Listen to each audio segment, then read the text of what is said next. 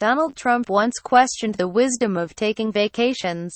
"What's the point?" he asked. But now the president is getting ready to join the annual August exodus from the city he calls the swamp. Trump is due Friday to begin his first extended vacation from Washington since the inauguration. 17 days at his private golf club in central New Jersey. The vacation could be driven in part by necessity.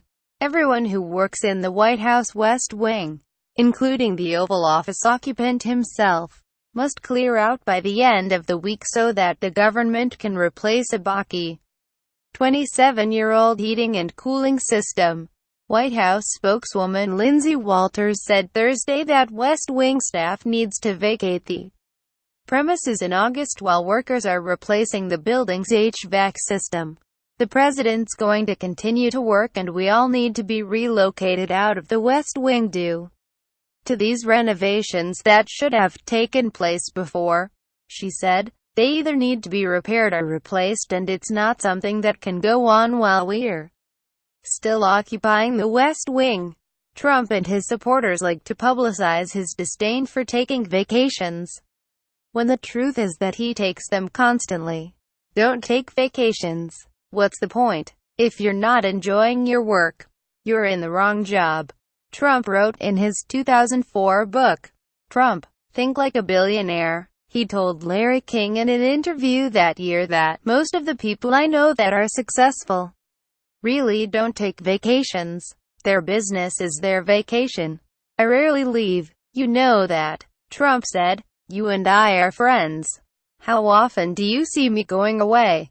President Donald Trump with First Lady Melania Trump at the Liberty Bell. Actually, Trump gets out of town quite often. So far, he has spent 13 of 28 weekends in office away from the White House, mostly at his properties in Palm Beach, Florida, or in Bedminster, New Jersey, according to an Associated Press count.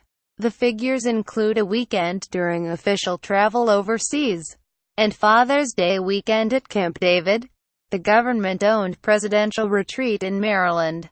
Contrast Trump's frequent getaways with his criticism, before and during last year's presidential campaign, of former President Barack Obama's vacations and frequent golf outings. Barack Obama played golf yesterday. Now he heads to a 10-day vacation in Martha's Vineyard. "Nice work ethic," Trump tweeted in August 2011. Trump said last year that he wouldn't have time for golf if he became president. "I'm going to be working for you. I'm not going to have time to go play golf," he told supporters in Virginia. But he plays golf whenever he's at his clubs. Sometimes it's the full 18 holes. Other times less than that.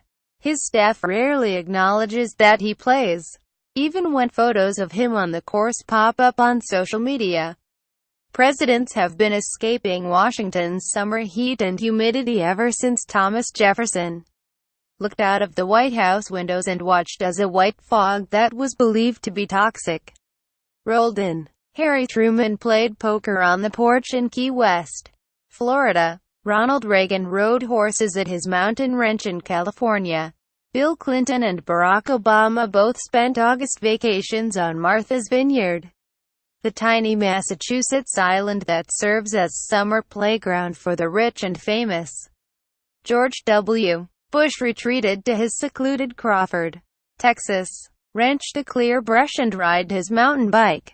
Besides the replacement of the West Wing's heating and cooling system, repairs also are to be made to the steps on the south portico, the side of the White House facing the National Mall. Cosmetic upgrades to the West Wing, including interior painting, replacing carpeting and curtains and fixing water leaks in the press office ceiling, are also on the maintenance list.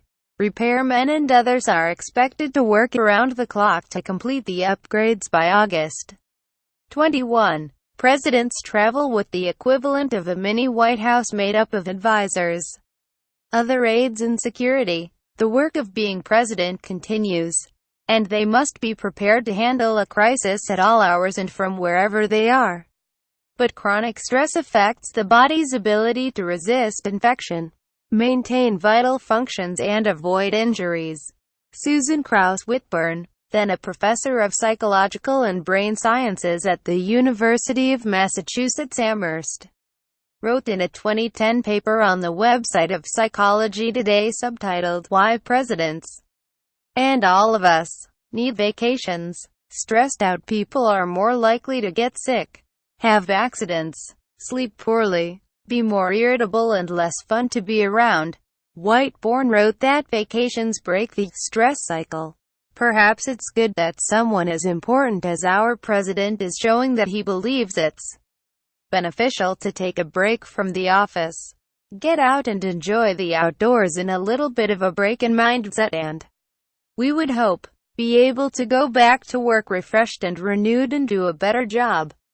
Whitburn, who currently teaches at the university's Boston campus, told the AP in a telephone interview, "I think that's the theory of vacations." Quote,